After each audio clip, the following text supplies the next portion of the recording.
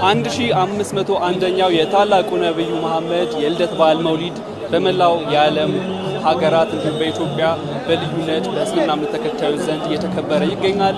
እኛም ከማልዳው ጀምሮ በተገኘንበት የመርካቶ ታላቁ አንዋር መስጂድ እጅግ ባማረ ድባብ ሃይማኖታዊ ስነ ስርዓቱን በጠበቀ መልኩ እየተከበረ ይገኛል። በእርግጥ መርሃ ግብሩ ከጥቂት ደቂቃዎች በኋላ እንደሚጀመር ከመርሃ ግብሩ አስተባባሪዎች የደረሰን መረጃ ያሳያል። ከዛ ባለፈ ግን እኛ ከተገኘንበት ከማልዳው ጀምሮ እዚህ በታላቁ አንዋር መስጂድ እጅግ ያማረ የበዓል ድባብን መመልከት ችለናል። እጅግ በጣም በርካታ የእምነቱ ተከታዮችም ወደ ግቢው በጋራ በመሰባሰብ በጓደኛም እንዲሁም በቤተሰብ ጭምር በጋራ በመድመብ በታላቁ አንዋር መስጂድ ውስጥ ይገኛሉ።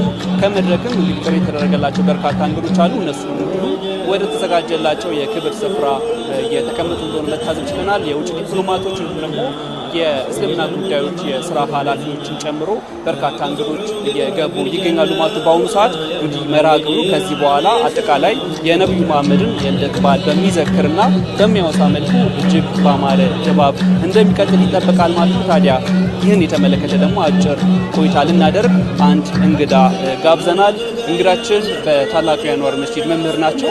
በአጠቃላይ ደግሞ ይህ ዕለት የነብዩ መሐመድን አጠቃላይ በእስልምና ታሪክ የገለጿቸው በርካታ አስተምሮቶች አሉ። ከዛ ባሻገር ደግሞ በህይወት ዘመናቸው በተግባርም ጭምር የገለጿቸው ብዙ መገለጫዎች አሉና ይህን የተመለከተ ቆይታ ከሳቸው ጋር እናድርጋለን። በቅድሚያ እንኳን አደረሱት።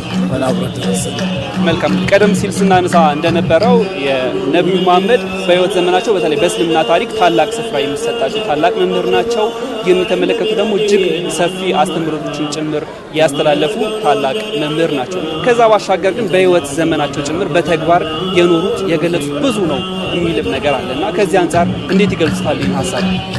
ቢስሚላህ አልሐምዱሊላህ ሰላቱ ወሰላሙ ዐላ ረሱሊላህ ሰለላሁ ዐለይሂ ወሰለም ነቢያችን ሰለላሁ ዐለይሂ ወሰለም ከቃላት ባለፈ በተግባር የኖሩ ነብይ ናቸው። ነቢያችን ሰለላሁ ዐለይሂ ወሰለም ከእያንዳንዱ የሚናገሯቸውን ነገሮች ኖረው ያስተማሩ ነብይ ናቸው። ነቢያችን ሰለላሁ ዐለይሂ ወሰለም በማህበራዊ ኑሮ ብንር በማህበራዊም ይሁን በኢኮኖሚክም በሁሉም ነገር ነቢያችን ሰለላሁ ዐለይሂ ወሰለም ሰደቃ ስጡ ሲሉ መልካም ነገር አድርጉ ሲሉ ሰጥተውን ያሳዩት። ነቢያችን ሰለላሁ ዐለይሂ ወሰለም ለጎረቤታችሁ መልካም ዋሉ ሲሉ መልካም ውለው ነው ያስተማሩት። ነቢያችን ሰለላሁ ዐለይሂ ወሰለም ሐታ በእምነታቸው ስር ለሌሉ ሰዎች እንኳን ነቢያችን ሰለላሁ ዐለይሂ ወሰለም መልካምን ይውል ነበር። በአንድ አጋጣሚ አንዲት አሮጊት ዕቃ ይዛ ስትሄድ ነቢያችን ሰለላሁ ዐለይሂ ወሰለም አገዟትና ከዛ በኋላ ያቺ ሴት እንደው ምሰጥህ ነገር የለኝም ብቻ አንድ መሐመድ የሚባል ሰው አለ ከዛ ራስህን ጠብቅ አዲስ ነገር ይዞ የመጣ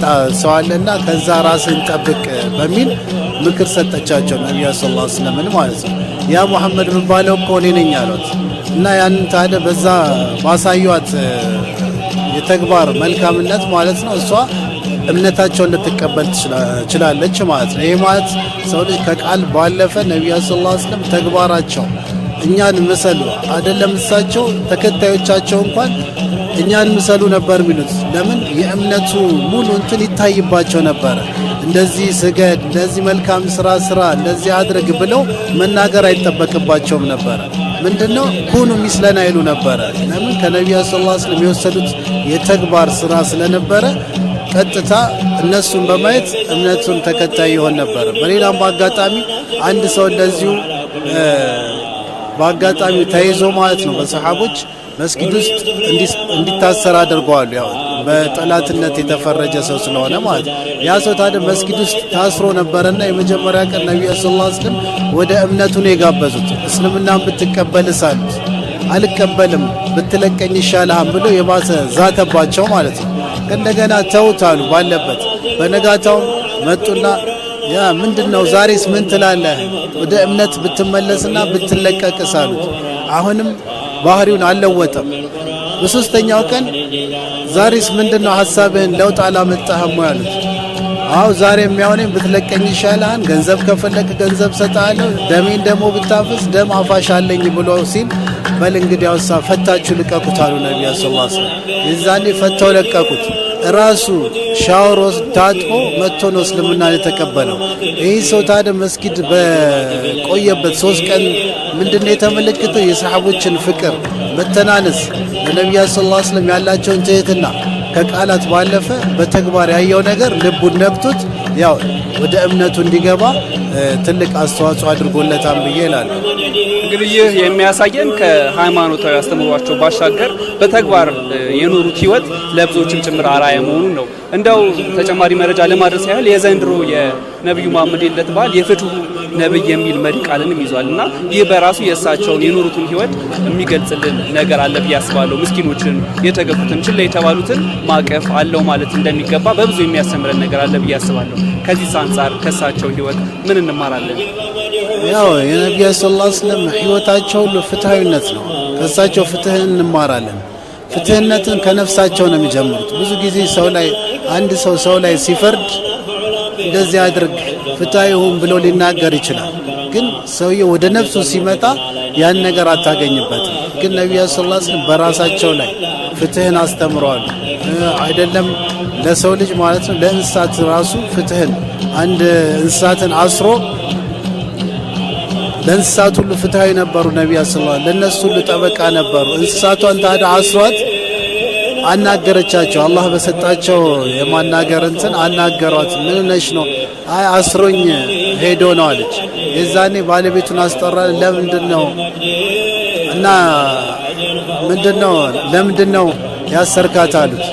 የዛኔ ታዲያ እሷም ምንድነው ልጆቼ እንዳላጠባ ከልክሎኛል ስትላቸው፣ የዛኔ ታዲያ እርሳቸውን ዋስ አድርጋ ሄዳ አጥብታ የመጣችበት አጋጣሚ አለ። ያ ምንድነው የሚያስተምረን? ነብዩ ሰለላሁ ዐለይሂ ወሰለም አይደለም ለሰው ልጆች ለእንስሳቶች ሁሉ ፍትሃዊ ነብይ ነበሩ። በእሳቸው ፍትህ ተማርኮ ብዙዎቹ ወደ እስልምና ገብተዋል ማለት ነው። ፍትህ ሲባል ታዲያ ከነፍስ ነው የሚጀምረው። እኔ ነፍሴ ሰውም በድል ሆኜ ከሰዎች ፍትህ ምጠብቅ ከሆነ ይሄ ይጣረሳል፣ ሀሳቡ አብሮ አይሄድም። ግን ፍትህ ከራስ ይጀምራል። ራስህ በደለኛ ከሆንክ ራስህን ወደ ራስህ በቤትህ ላይ ከእንደገና ወደ ማህበረሰቡ ልትወርድ የምትችለው አንተ ላይ ተግባር ነፍስህ ላይ ያየኸውን ነገር ነውና፣ ስለዚህ ፍትሃዊነት ከራሳችን ብንመለስ ከነብዩ ሰለላሁ ዐለይሂ ወሰለም አስተምሮት የምናገኛቸውን ፍትሃዊነት በተግባር ደግሞ ስንቀይረው ኢንሻአላህ የተሻለ ህይወት እንኖራለን ብዬ አስባለሁ። መልካም፣ እጅግ አድርጌ አመሰግናለሁ። ማጠቃለያችን ብናረቀው በእርግጥ እዚህ በታላቁ አንዋር መስጂድ እጅግ በአማረ ድባብ በዓሉን የሚያወሱ መርሃ ግብሮች ይቀጥላሉ። ግን ከዚያ መለስ ደግሞ ህዝበ ሙስሊሙ እንደው የነብዩ መሐመድ ልደቱን ነው የሚያከብረውና በምን መልኩ እለቱን ሊያሳልፍ ይገባል የሚለውን ማጠቃለያ ማድረግ እንችላለን። መርሐባ። ያው ነብዩ ሰለላሁ ዐለይሂ ወሰለም የተወለዱበትን ቀን በተለያየ ነገር ይከበራል። ነብዩ ሰለላሁ ዐለይሂ ወሰለም በጾም አክብረውታል። እንዲሁም ደግሞ በተለያየ ምስኪንን በማብላት ዋናው ምንድነው የእሳቸውን ዛሬ የተወለዱበትን ቀን ማሰብ ነው ታርጌቱ ማለት ነው። ሙስሊሙም ይሁን ክርስቲያኑም ይሁን የተላኩት ለሰው ልጅ በአጠቃላይ ነው። ለሙስሊም፣ ለክርስቲያን፣ ለአይሁድ ምናምን ተብለው አልተላኩም። ነብዩ ሰለላሁ ዐለይሂ ወሰለም ለሰው ልጅ በአጠቃላይ የእሳቸው መምጣት ከአላህ የተሰጠን እዝነት ነው። ስለዚህ አንድ ሰው ምናልባት ይሄን መውሊድ በዚህ አጋጣሚ እንዲተሰብስቦ ላይ ያከብረው ይችላል። ባለበት ስለ ነብዩ ሰለላሁ ዐለይሂ ወሰለም ታሪክ ለልጆቹ፣ ለጓደኞቹ፣ ለቤተሰቦቹ እየነገረ ማሳለፍ ይችላል። እጾማለሁ ያለውም ደግሞ ከነብዩ ሰለላሁ ዐለይሂ ወሰለም ያገኘነው አለ። ሰኞ ቀን ይጾሙ ነበር ነብዩ ሰለላሁ ዐለይሂ ወሰለም። ለምን እንደሚጾሙ በተጠየቁ ጊዜ ሰኞ ቀን የተወለድኩበት ቀን ነው በማለት ነብዩ ሰለላሁ ዐለይሂ ወሰለም ተናግረዋል። ስለዚህ ይሄኛው መውሊድ እሳቸው ማንኛውም ሰው አፕዴት ያደርጋል፣ በህይወቱ ለውጦችን ያመጣል። ምንድነው የእሳቸው አስተምሮት ከውስጣችን በራቀ ቁጥር ወደ እንስሳት እየሄድን ነው። ይሄ መውሊድ ታዲያ ትልቅ ትሩፋቱ ምንድነው? የእሳቸውን ህይወት አፕዴት የምናደርግ ከእንደገና በሰማነው ቁጥር ወደ ራሳችን ወደ ሰውነት የምንመለስበት ሁኔታ ይፈጠራል። እሳቸው ሰውነት ትልቅ እንደሆነ አስተምረዋል። ሰው ልጅ ሰው ከሆነ በቃ ዋናው ሰው ከሆነ በኋላ ከዛ በኋላ የሚመጣው ነገር ቀላል ይሆናል ማለት። ስለዚህ ከኛ የሚጠበቀው የሰውነት ተግባር ላይ እንድንደርስ ይሄ መውሊድ ትልቅ አስተዋጽኦ አለው ብዬ አምናለሁ። እጅግ አድርጌ አመሰግናለሁ። መልካም በዓል። አሚን። ቴንክ ዩ።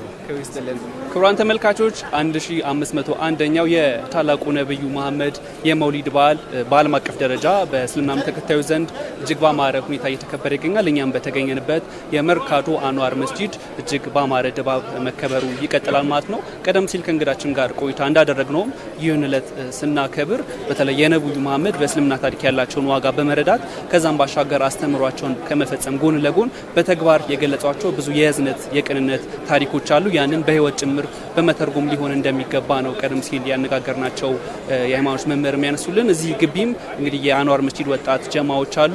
እንግዲህ ከክብረ በዓሉ ደግሞ በኋላ እዚህ አካባቢ ለሚገኙ ደጋፊ ለሚሹ በርካታ ወገኖች ምስኪኖችን የመደገፍ የማብላት የማጠጣትና የመደገፍ መርሃ ግብር እንደሚካሄድም የደረሰን መረጃ ያመላክታል። እንግዲህ በድጋሚ እንኳን ለ1501ኛው የታላቁ ነቢይ መሐመድ የመውሊድ የልደት በዓል በሰላም አድርሳችሁናለን። መልካም ጊዜ